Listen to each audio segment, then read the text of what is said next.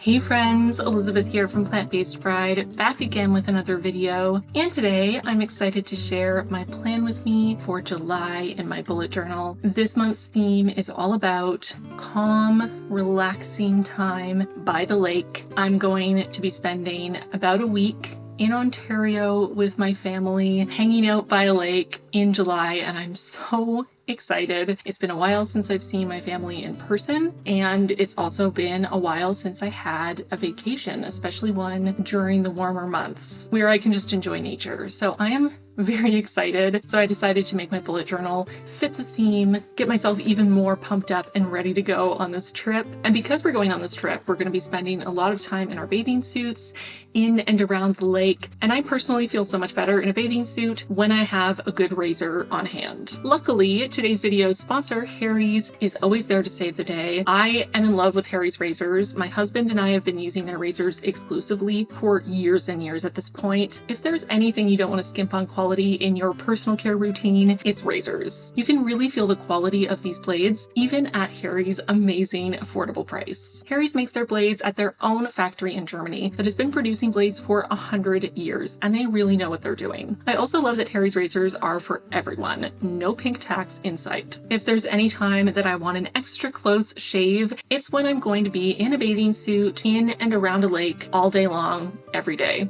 And Harry's always gives me the closest, smoothest shave. Harry's will send you everything you need in one convenient and affordable package. I decided to go with the orange handle this time around, and I am obsessed with these handles. They are so comfortable to hold in the hand, a nice soft touch feel, and even a little bit of texture, so you won't lose your grip if you're shaving in the shower, even if you're super clumsy like I am. I love using the blade cover while traveling to keep everything nice and tidy and safe in my bag. And of course, some backup blades so we can easily swap between them, so my husband and I can just use one handle and not have to worry about packing two razors and taking up even more space. We love Harry's in this household, and I know you will too, so click the link in the description box to get your own trial set from Harry's for just $5. That's a $13 value for $5, so click the link in the description box to get yours. Now that I have my Harry's razor all packed for my vacation, it's time to set up my bullet journal. So let's do it.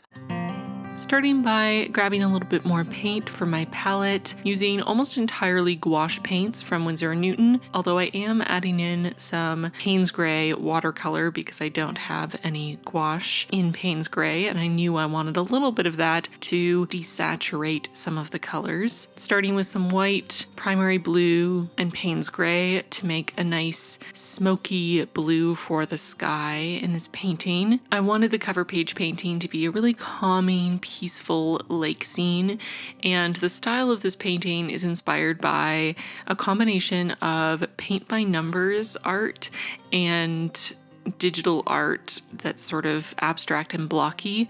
I thought that was kind of a fun way to approach doing a painting. Instead of trying to blend things together and make it look realistic, I'm just placing down different colors in blocky shapes and irregular shapes to give the impression of all of the different elements of this landscape. So we have the sky in the background at the top, and then the foreground at the bottom is going to be the lake itself, a mix of different colors. I had sort of a pastel-y greenish blue, and then a brighter true blue, and then a bit of a darker, almost purplyish grayish blue to give the water a little bit more dimension. We also have some grasses and hills, so using a combination of different shades of green from dark to light, and also from cooler toned greens through to very bright yellowy greens. There's also a smaller little lake in the distance back there in the center of the painting, and a couple rocks in the foreground that pick up some of the brown tones that are also going to be in the sort of rolling hills or mountains in the background. For pretty much all of these sections, I started with a color and then started making adjustments to it, where I'd add a little bit of white to make it lighter, or maybe add a little bit of Payne's Gray to cool it down a little bit, desaturate it a little bit, or maybe I would mix it with another color to shift the tone a little bit to get variations on a theme of a color, basically. I wanted this to have a pretty flat, pretty consistent look, so I tried to use more pigment and less water. I did end up with a little bit of texture in certain areas from the layered on paint, but I didn't mind that. Because I'd sketched this entire scene ahead of time with pencil, I tried to leave gaps for some of the main elements like the trees and the clouds and the sun, so I wouldn't have to worry too much about perfectly layering one color on another and getting perfect coverage. Although with gouache you can do a little bit of layering, and I do some where I paint on top of another color, but if you have the time to plan ahead, sometimes it makes it a little bit easier to just not have to worry about that at all by leaving gaps for the different elements and different colors.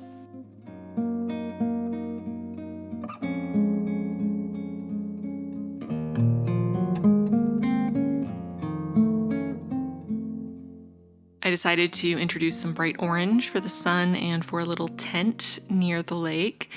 And for the clouds, I just really lightened up the color of the sky with a lot of zinc white to get a really soft off-white, sort of grayish, bluish green color for the clouds. And I also did a little bit of a mix of a lighter tone and also made a darker tone to be a shadow at the base of the clouds, just for a little bit more dimension, especially because the sky itself is one flat color. Instead of being made up of a bunch of different colors like most of the other elements of this painting, I wanted to add a little bit more variation with the clouds. Then it was time for the trees, and I decided to use 3 colors of green, a really dark bluish green, a lighter seafoamy green, and then a more true forest green in the middle. This was done with a mix of a basic green and blue, and then adding Payne's gray to make the darker green, and adding white to make the lighter green. All the trees are basic flat color with the exception of the biggest tree in the foreground that has a little bit more going on detail-wise and dimension-wise. I used the darkest green to add shadows to the base of the branches and a little bit of dimension for where the trunk is going to be, just to make it a little bit more interesting.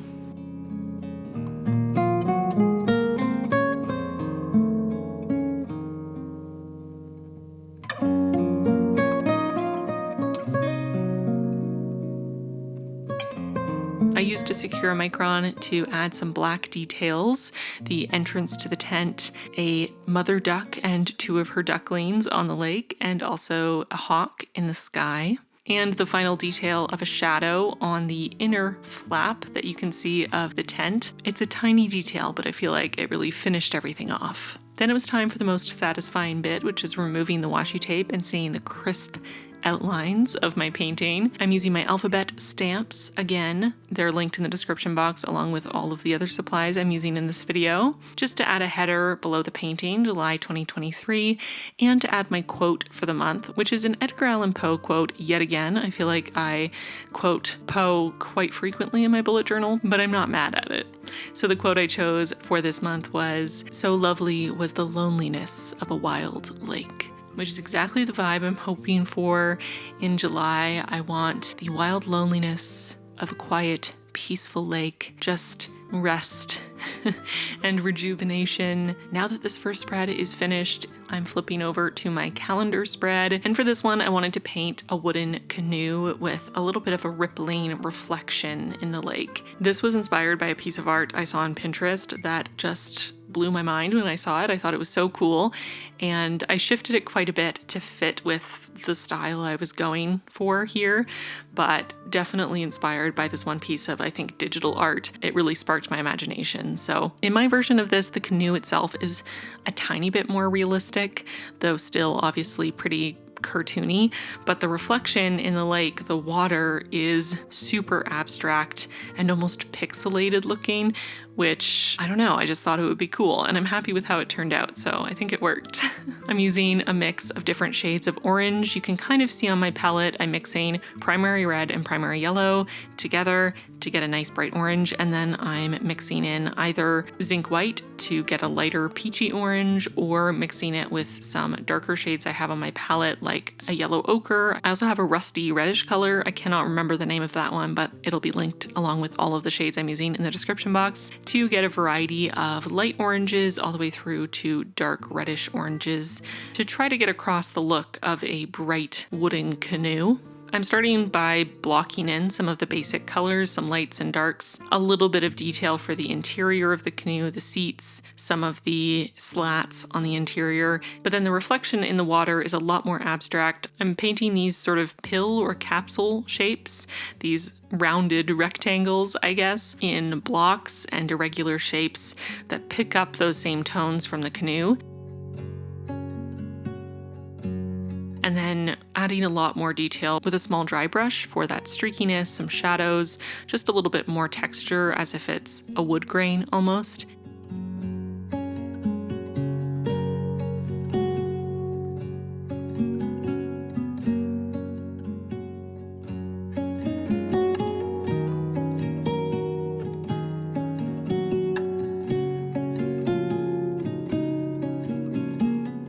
And outside of the actual reflection of the canoe, we're going to transition into greenish blue for the rest of the lake. For the true color of the water, I'm just doing a lighter tone and a darker tone to keep things simple.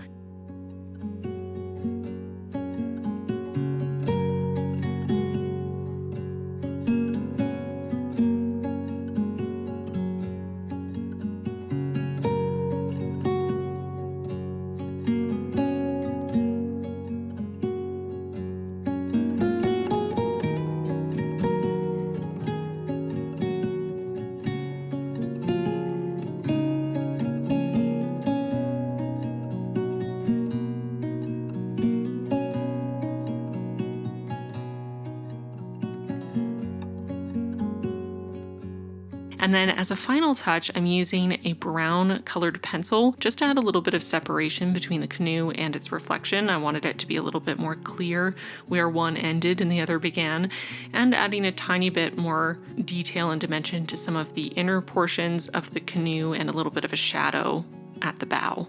Once I was happy with this painting, it was time to add my really simple calendar, just using my Sakura Micron in 02, adding the boxes for each day of the month, and then using the 005 nib, a nice tiny nib, to add in all of the dates in the lower right-hand corner of each box. And using my stamps again to add July 23. Moving on to my final spreads, my weeklies. I'm doing a similar layout to my June weeklies, but I'm cutting away the top portion so I can add some art along the top of these spreads. So I'm alternating between cutting a third of the page away just straight up the side and cutting a third of the page with a little tab for each of my weeklies for the month. My tabs are 2x2 on the little diagonal sections, and the shorter side of the trapezoid is 4 spaces tall. My bullet journal is a B5 size, so that's the size tab that I think looks good in my size journal.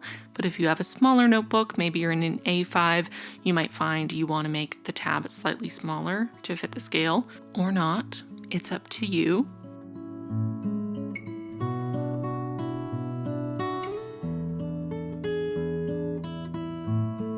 Once I was done with all my cutting, it was time to add that art along the top. I really wanted to have a peaceful end screen of a movie vibe, like the final shot of the movie and then the credits start rolling, of 2 Adirondack chairs on a dock or maybe on a beach, looking out over the lake at some hills in the distance, a couple trees, some fluffy clouds, just a very chill, peaceful scene. I also thought this would work well on the scale for a very long but short space. So starting with the blue for the sky and then a thick blue line all the way across for the lake, then I'm adding the brown that could either be a deck or sand. I'm not really attached to either or. I'm not really attached to either one. I just went with a nice neutral light brown. I had initially planned on this stopping at the top of where all of the cut pages were, but I made a little bit of a mess by accident, so I ended up extending this a little bit lower, which meant that I had to add a tiny little stripe of this brown to the top of each of the pages I cut away, which took a little longer than I'd initially planned. So if I could go back in time, I would be a little bit more patient before turning the page and not make a mess and not have to paint each of the pages for my weekly. But now that it exists and it's happened, I do kind of like the look. It was just a lot more work, especially waiting for each of the pages to dry before I could flip over and do the next. I'm doing a mix of dark yellow, dark brown, and dark green for my hills. I wanted them to have a bit of a different vibe from the hills in my cover page painting, and I wanted them to have almost what looks like potentially greenery at the base, like there could be a bunch of bushes or small trees that are in the distance you can't quite see clearly, with the lower section being a dark green.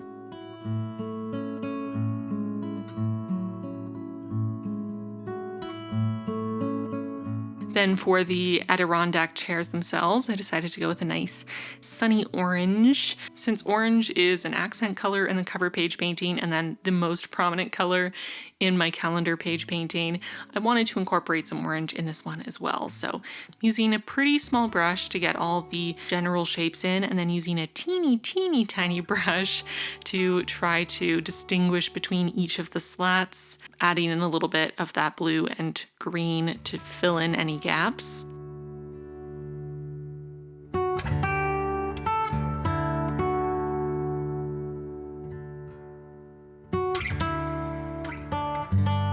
I'm also using a nice soft off-white bluish color to make my little clouds, and I decided to do them in that sort of very cartoony, capsule-shaped, very rounded style to really tie in the clouds from the first painting and also the reflections in the water from the calendar page painting to kind of pull everything together. I also decided to add just a couple distinct trees in the same style from the cover page painting, just for a little bit more interest and again to try to tie everything together. So using a combination of nice dark green trees and lighter sort of seafoam green trees. And to finish off these spreads, I'm just using my stamps again to add in all of the headers. So I have my work task list for the month on the left side, my personal task list for the month on the right side, and then each column for these weeklies is a daily.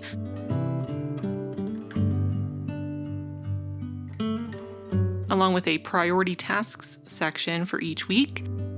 And of course, I painted my tabs as well to finish everything off.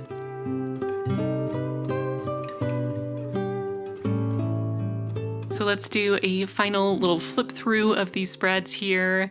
I really love how bright and summery these feel. I also like that the weeklies are a little bit more toned down. The colors are a bit more desaturated, a bit more chill, like it's maybe the evening and the sun is going down and everything's a little bit darker, a little bit more shadowy. So it's a little more calm and peaceful, not quite as bright. Whereas the calendar page painting and the cover page painting are both super bright, like middle of the afternoon, really bright sunlight, feel very warm and summery. So that is it for my July setup. I'm really happy with how these spreads turned out. I had a lot of fun doing this style, again, inspired by digital art and paint by numbers. It was really fun. I would highly recommend it if you're looking for a new style to try out. Thank you again to Harry's for sponsoring this video. Don't forget to click the link in the description box to get your own Harry's trial set for just $5. That's a $13 value for just $5. So click that link in the description box and get yours. We love our Harry's razors, and I know you will too. So that's it for this video. Thanks so much for watching. Give this video a like if you enjoyed it and subscribe if you haven't already. Leave an emoji down below that represents how you want to spend your summer or your winter if you're in the Southern Hemisphere. Thank you as always to my patrons for your support. And with that, I'm gonna get going. Thanks so much for watching, and I'll see you really soon in my next one. Bye, friends.